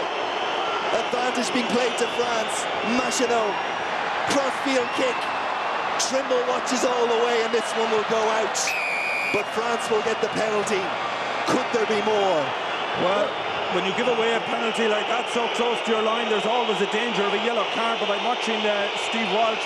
His hands are out of his pockets. That's the most important thing. But what a series of carries and hits. France have so many options when it comes to ball carrying. Great defence, Rob Kearney again, holding up Slimani right on the touchline. Here we have a hit, Cian Healy off his feet. I think he's fortunate not to get a yellow for that so close to the line. Picamole's feeling the full brunt of it, almost like a whiplash. But Ireland keeping the numbers, but so many big ball carriers for France. That defensive effort from Ireland, heroic. Ian Henderson is being ready to come in for Ireland.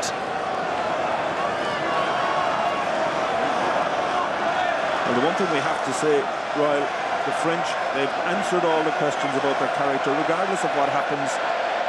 Twice Ireland have put in huge blows, 2 tries in the opening half, then brilliant start to the second half, and France going for the jugular into the corner.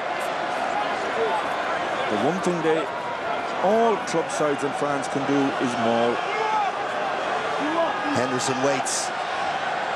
France secure possession from the line out and go to them all, as you knew they would, but Ireland get a good initial shove to send them back, and then Sarzetzky peels away and looks to offload it, and Bastereau, and he's almost through, and he's still going, and he's dragging Ireland. Still, the green wave holds on, but only just. Picamoll will pick and try to go, and O'Connell and Darcy hold him up. It's magnificent from both sides. Outstretched arm advantage to France once more. Surely they'll get the try. The base of the post will be enough. Sarzetzky will know it. Is he there? Yes, he is. Try for France. Oh, what a game. Unbelievable response. It looked as if the post might have actually been Ireland's friend. Of course, if you touch the base of the post, it's a try, but that didn't happen. Sarzetzky appeared to be the one on the recycle, but it's just wave after wave. How Ireland managed to hold Shully up, Sexton doing really well, but the quick recycle enabling, you just see Sarzetzky. Is it Sarzetzky or is it Shully? It is Sarzetzky. Sarzetzky. He goes to the base of the post. Ironic. Sexton doing so well to hold Shuley out. Oh, what a game. Oh.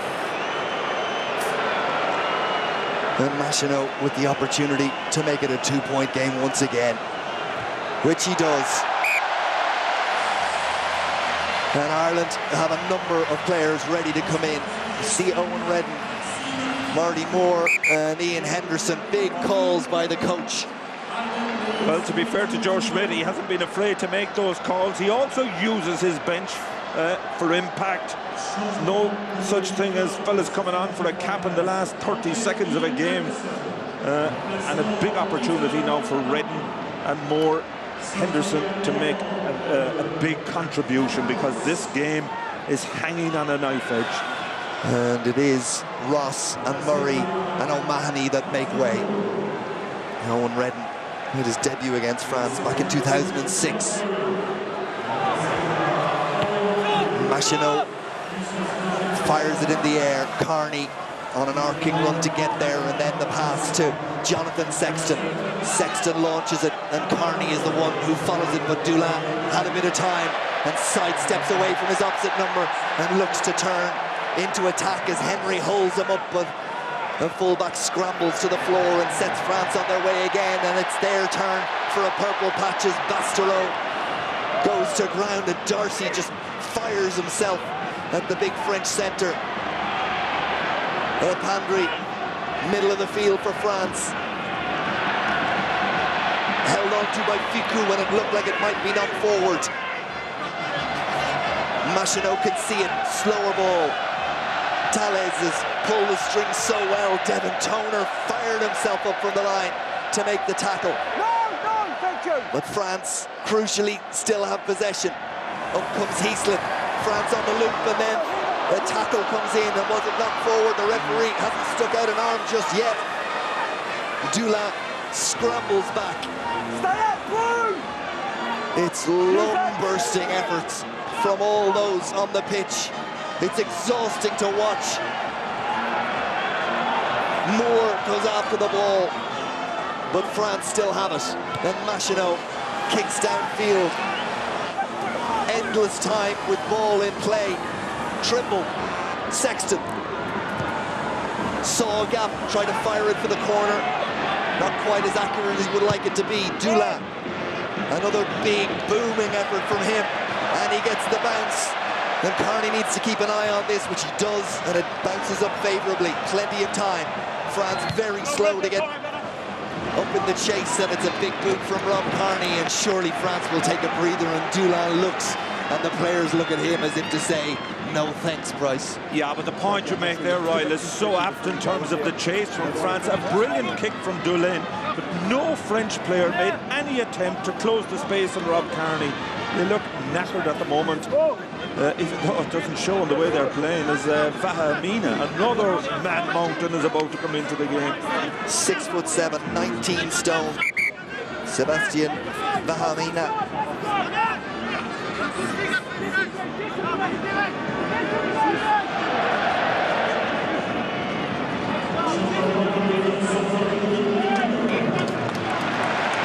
Well, he's going to go into the back row, which is he played at 6 against Scotland last week, but he's a second row by nature. Not the fastest off the scrum. Possibly an area with Owen Redden and his pace and alertness to make capital out of. France have possession, and here is Vahamina. Cian Healy and friends make the tackle. And the referee decides to offer France the scrum. They're going to make another change as well, France. Is it Dusan who's been readied? Yeah, well, I thought Machinot took a bang there earlier. But of course, Dusan can also play out half. Yeah, Machinot the one going off. I think Machinot has been outstanding. And he's an infinitely better player in my view than Dusan. Dusan plays a lot of his rugby at out half for Toulouse.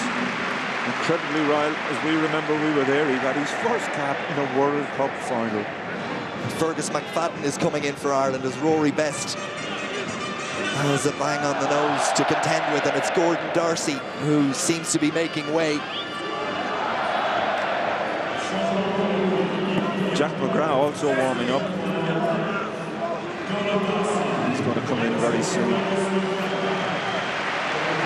So we'll never see that Darcy O'Driscoll combination playing a green shirt again. And Darcy really respected here in France, described by them during the week as Ireland's hidden pearl. O'Driscoll gets the plaudits, deservedly so, but Darcy has been such an integral part of that combination. Yeah, no doubt. And when the questions were asked about his form in the last season or two, well, he's risen to the challenge, or answered the questions maybe that were asked of him. Dusan at scrum half. Big change for France in that area. Ireland piled through, but illegally. One angle. Well, it looked to me as if Ireland had the push on in the scrum.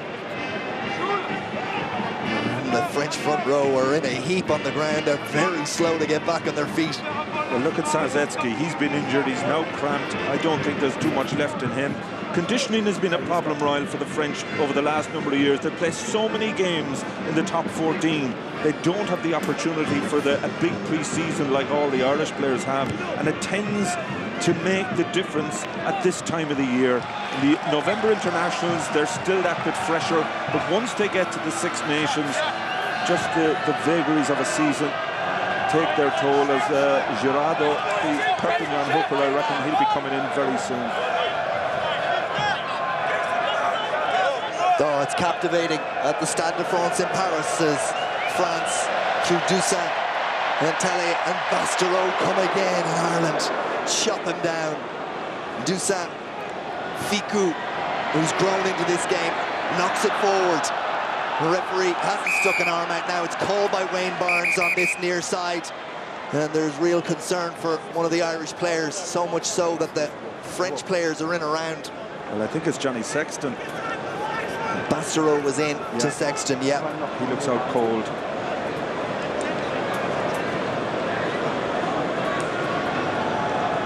Well, they're worrying pictures. Well, Bastereau again, he does tend to lead with the elbow. Sexton took that right in the face. Dad, we can possibly get a shot of that collision with the ball carrier, the blue. And the referee is having a word with his television match official, I think, to have a look. We're struggling to hear exactly what Steve Walsh said, but they are worrying pictures for Jonathan Sexton. Well, I'm not surprised, because it looked to me as if Bastereau led with his forearm, and that is incredibly dangerous. As you can see, the picture's not pretty. Just see it here. It's a difficult one.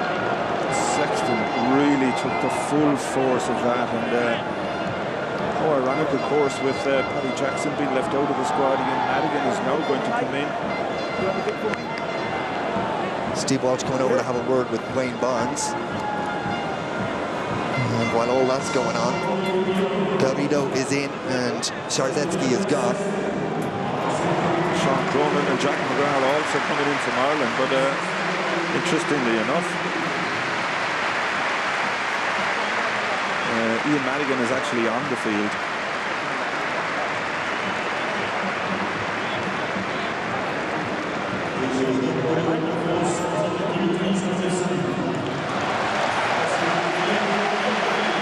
And the TMO has had his look at that incident, and he's happy that there was no intent.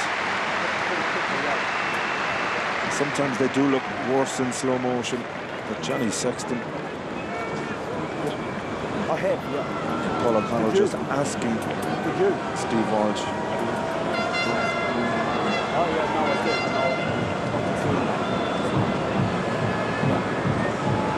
Says Paul O'Connell is not. Be wrong, you are. What a moment for Ian Madigan. First involvement in the championship. Ireland tenuously hanging on to a 3-point lead as the stadium rises. Even the French, of course, Sexton playing his rugby here in Racine Metro. The French also rise into the Ireland star, as nobody likes to see anybody carried off the field on a stretcher.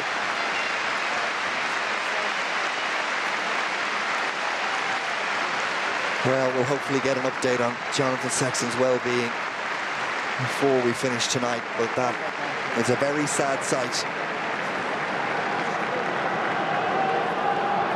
And the television match official and referee have decided there's no case to answer for Bastereau, so we'll resume with a scrum to Ireland from the knock-on from Fiku, and Ian Madigan is in and is asked to close out the Six Nations from the pivotal position on the pitch.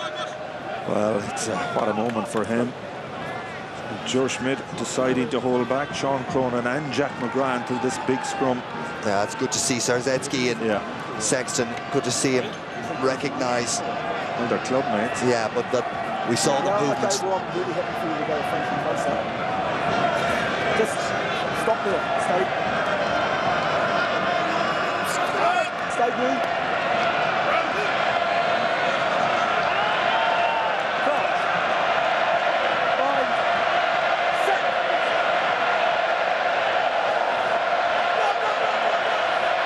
Ireland scrum for the first time in the evening retreats, and the referee awards a penalty to France. But Steve Walsh seemed to wait and hesitate for a millisecond as Ireland were in the retreat. You just look at it here, it's a big drive. The front row, front row hadn't come up initially. You just look at the power of the French. Ireland blown apart. And a chance with just about 10 minutes left on the game clock for France to take the lead, and it's Jean-Marc Toussaint who comes in. He can be hit and miss. He can. He has a 65% success rate, a test level of minimum numbers. Forget the statistics. Here's the effort. He's missed it. He's missed it. Well, he's not consistent as a place kicker. Just managed to get the winning kick, of course, against Scotland last week.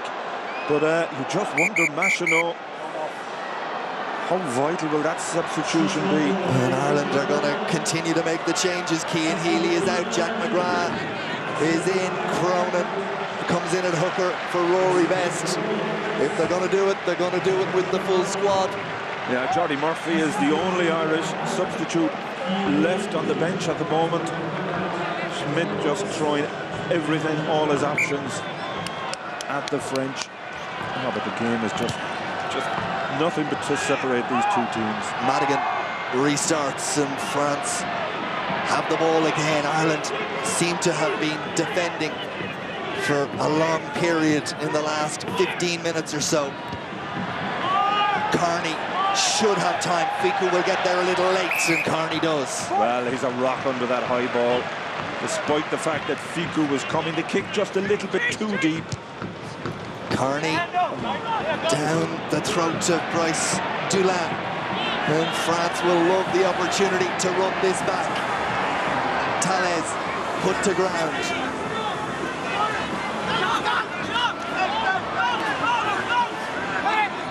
Heaslip gets himself out of the way. France still have the ball, but Ireland pouring through to try and disrupt. It's with the back line. Ireland are a little stretched out wide. Here's Bastereau again. O'Driscoll goes low, but offload.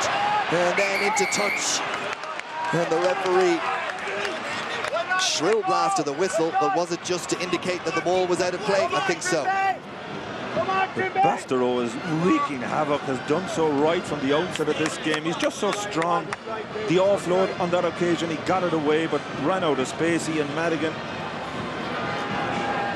pushing right across, and but Ireland are really under pressure in the last 7-8 minutes of this match. Chris Henry was slow to get up from his last efforts, but he's into the scrum half position as Sean Cronin looks to find and does find Devon Toner, and then Henry receives, and Henderson and Moore go in beside him, and Henry extricates himself and goes to the back of that Irish ball, and Ireland show a little bit of patience, and then Redden asks for it and delivers the kick for Trimble to chase.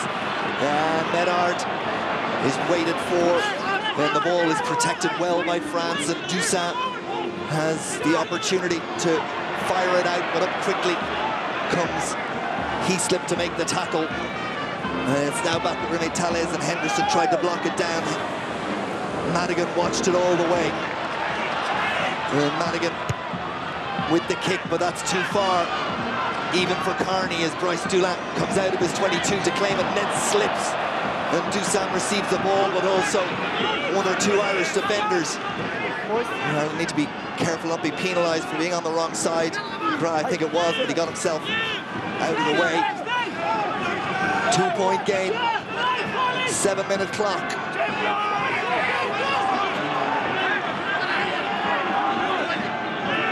The tired bodies are dragged to their feet one more time from both sides. Bastereau did well to hold on, and he goes in search of more contact. And there are Irish players clearly sucking hard, trying to fill the lungs for another effort. McGrath comes through and in his attempt to tackle knocks it on, and Medard operating in very tight space kicks the ball downfield. The advantage is over, and Madigan has plenty of time to decide what he wants to do, but Medard arrived quickly, and into touch it goes, and we're back at the halfway line, and a put in to the line out for France, as for once it's Bastereau who looks a little bowed but not beaten.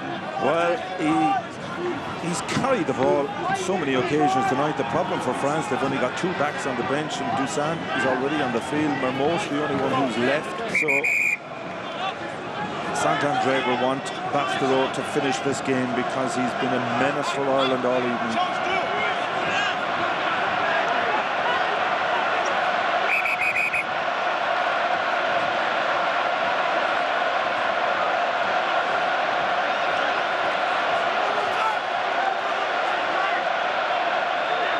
Gavido finds his man. Bahamina at the back of the French maul. And they trundle on, and McGrath does well to disrupt for Ireland. The ball will be there for the French. And off the side goes Flanker. Still there. Carried by Pape. And then a little gap. And Dusan looks to go through, and Henderson looks to go after the ball. And in from the side come France, and Ireland get the penalty. Oh, what a let-off. It looked as if Dusan was going to get away. Great drive initially from Sean Cronin. Again, a vital interjection. Madigan now has to find his touch. Ireland quite happy to play the territory game now. Just keep this French team pinged back.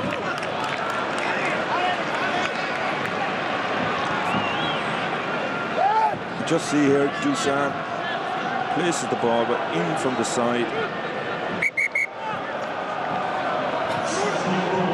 Another change as Loré comes in for France.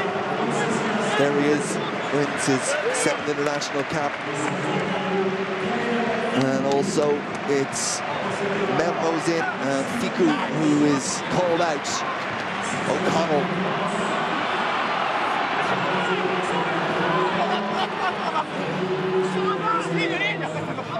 Boys.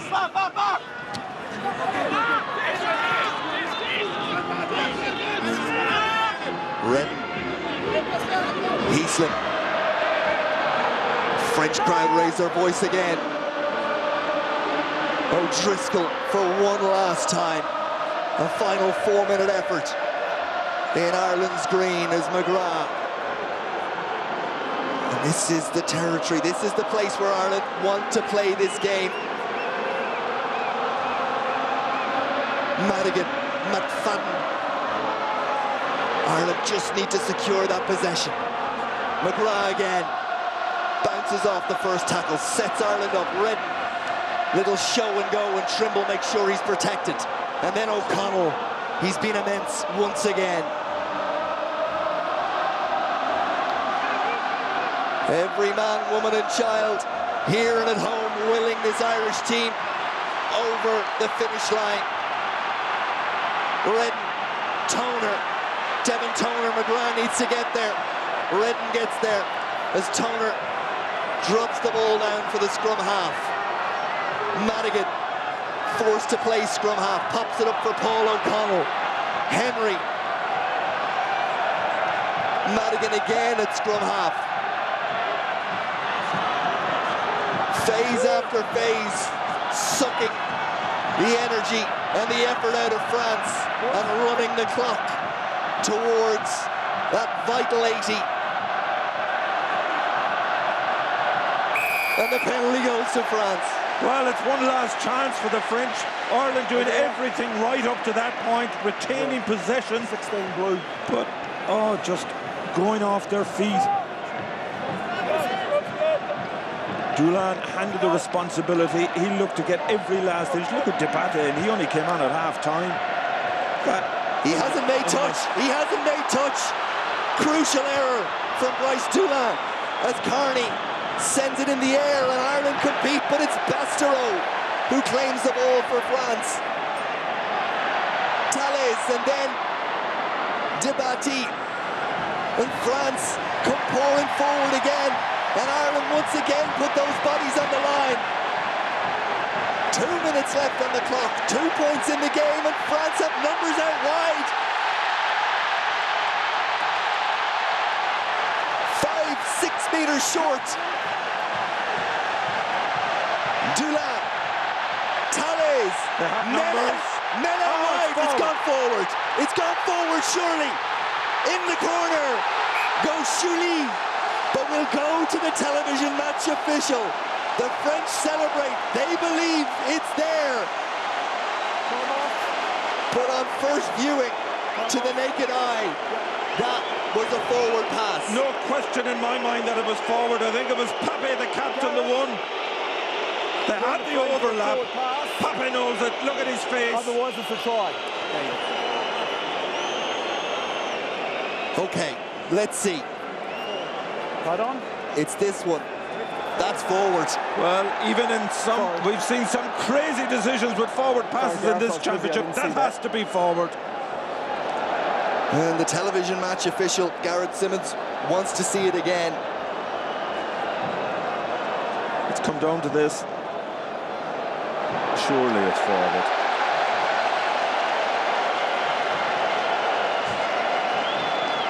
Redden immediately stuck the hands out. Gareth, what are we saying here? It definitely drifts forward. Does it leave his hands forward, or is it flat and then drift forward? Can you give me clarity on that, please? Oh, let's put it up once more. This can't. So he's saying it drifted forward, but did it leave the hands in an action to pass the ball forward? With some HD vision. How forward is that pass? Come on, man. For me, that's a forward pass. He's decided it is forward. It ain't over yet.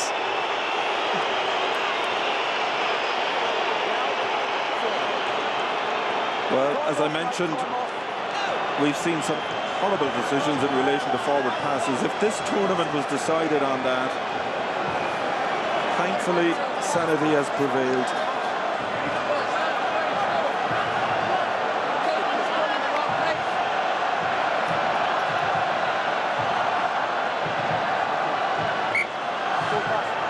Back to where the forward pass was taken from, and the clock should restart.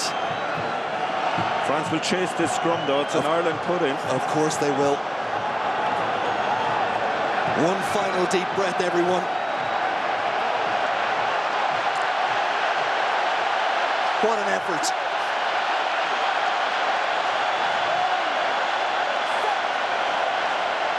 No penalty at the scrum. Well, how vital is it for Ireland not to concede a penalty here?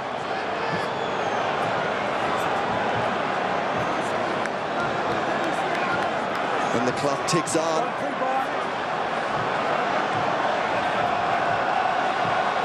This is hard and remote stuff.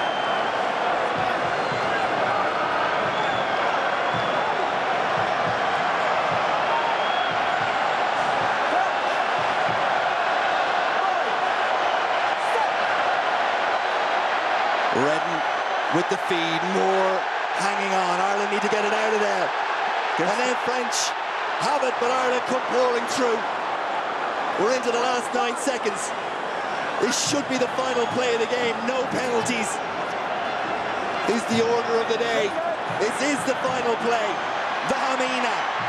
Henry and Toner wrap them up and try and turn it into a maul. It is a maul, says the referee. Now where's the ball? It's Ireland's ball. It's Ireland's day. Ireland have won in Paris, and the fairy tale season for Joe Schmidt, Brian O'Driscoll, and this Irish squad has come true. We've fought rounds with Katie and Carruth. We've run laps with Sonia. We've kicked balls with McGrath and Houghton and Whelan. This occasion and this day is right up there with the best moments of engagement with the crowd and that team. Well, it's all the more special because France turned up. France threw everything at Ireland. And the guts, the resilience, the heart. I think the belief from coming here for year and year with your Heineken Cup sides, winning in France, that came true. But also how vital is it for Ireland that they won with the likes of Jack McGrath, Martin Moore, Ian Henderson. Look at the tackle he makes when France turned over the ball at the scrum. He put in the tackle, saved the day. What a moment. Oh, history being made here today. And for that man O'Driscoll, for all of them, but on his final day in green, he has got to live out his own dream to a climax. Well, does anybody deserve it more? Has anybody given more to the green jersey? On so many occasions, he's been the difference between victory and defeat. He had his hands full today with Bastereau in the centre for France, but Ireland, what a last few minutes. Everything asked of them, but their courage came to the fore. And they deserve to win this championship. You've been lucky enough to have played in and be present for some wonderful days in Irish rugby. Is this right up there with them? Oh, one of the very best, without question, because to win a championship in France, so many years we've come here and left with our tails between our legs, being humiliated by the flair and the quality of the French teams, but we absorbed all of that today. We just knew, given the harassment that this French team had gone through, that they turn up today, and that makes it all the worthwhile. And to see the smile on that man's face, you could just see what it means. Now, and not anymore a player, international player. How do you feel? Je suis très content. Yeah, it's a wonderful feeling. You know, I played a long time for Ireland, and to only have won Six Nations would have been disappointing. So I'm really delighted for this group of players, how hard they worked, how talented they are, to have come good and to have won against a very, very difficult opposition. Voilà, Brian disait qu'il avait joué énormément de matchs pour l'Irlande et qu'il était ravi de finir sur cette map-ci et de gagner the question, and we ask you the question: is it the very last year? Everybody asked for one more year to Brian O'Driscoll. Is it right? You could do it or not. Tout le monde vous demande une année supplémentaire en tant qu'international. Est-ce que vous allez le faire ou pas? I can promise you it's the final. It's the end. Last time here in Paris. Last time in a green jersey. But I'm overwhelmed. You know, huge emotions now. To, you know, the last time I take this jersey up and hang it up inside will be, you know, that'll be the end, unless I decide to put one on at home when no one's watching. Alors voilà, je vous promets que c'est terminé, c'est vraiment terminé.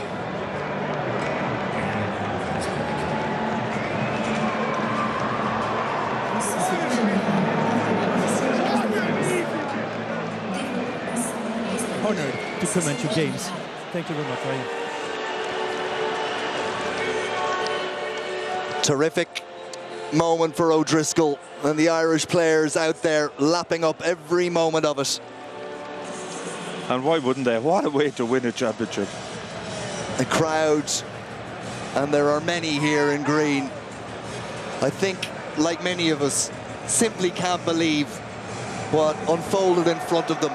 France came out of the blocks, Ireland found a way to answer. A couple of missed kicks and you wondered how costly they might be. Sexton, the pivotal playmaker, goes down with 15 to go. The bench with young internationals, inexperienced internationals for the vast majority, arrive on the scene, and a French side who showed what they are capable of and put pride back in their jersey after so many dismal performances, and they have no answer in the end. It was a 2-point differential for the record. The final score, France 20, Ireland 22.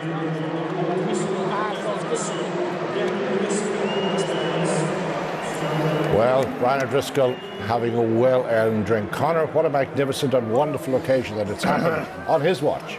On his final watch. Oh, goodness, what a game. I mean, when you win things, you want to win things by playing in special matches. That is, someone texted me during it. It's incredible. Incredible. I think we're going to go over to Claire in a moment. Okay, we're going to hand over to Claire because she's going to talk to Brian O'Driscoll. Over to you, Claire. Brian O'Driscoll, congratulations. Dreams come true, fairy tales come true. Can you quite believe this?